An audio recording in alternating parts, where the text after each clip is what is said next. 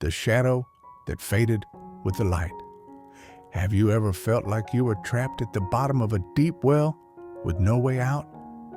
This is a story of a girl who learned how to find the light again, step by step.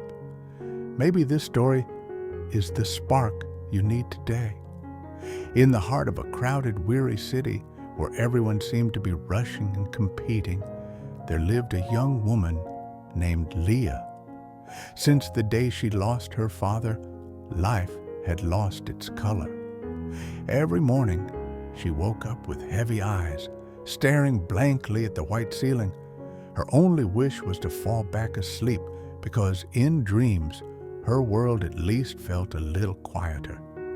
She spent her days in silence.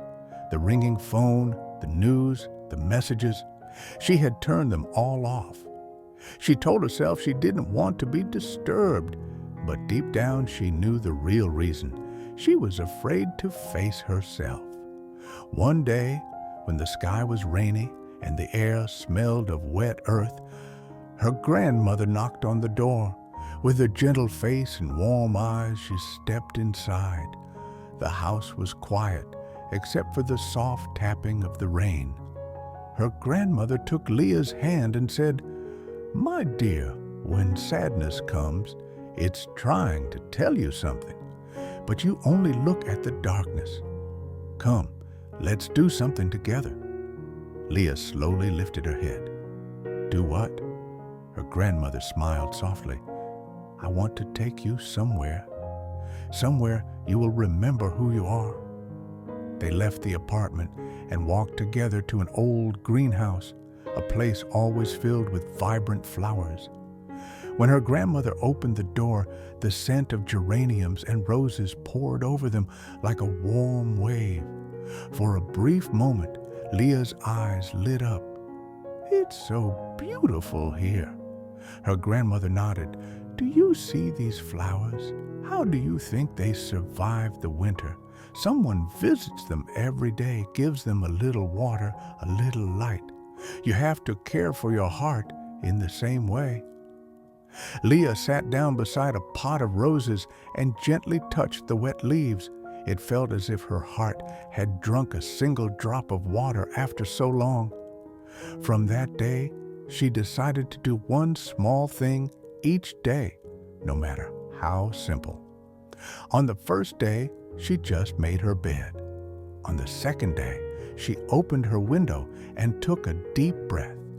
On the third day, she bought a notebook and began writing down everything she was grateful for. Happy memories, tiny dreams, the names of people she still loved. But it wasn't easy. Some days, the same darkness returned. She cried again, feeling like she had failed.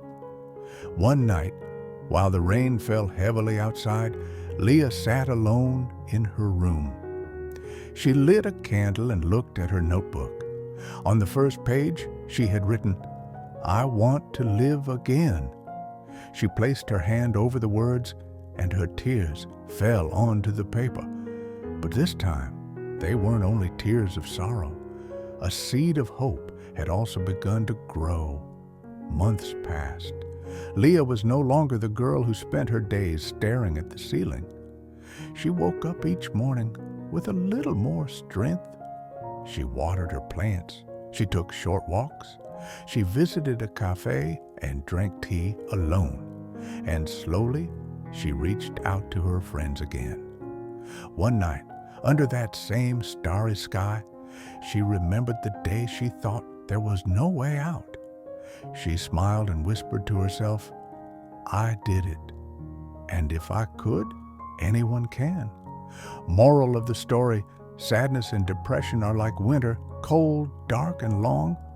But even the harshest winter does not last forever. If you have the courage to open your window and light even a single candle, the light will slowly take the place of the shadows. Never let your pain define you. You are bigger than your sorrow. If you were in Leah's place, what would be the first thing you'd do to care for your heart again? Share your answer in the comments. Your words might be the light someone else needs to find their way out of the darkness.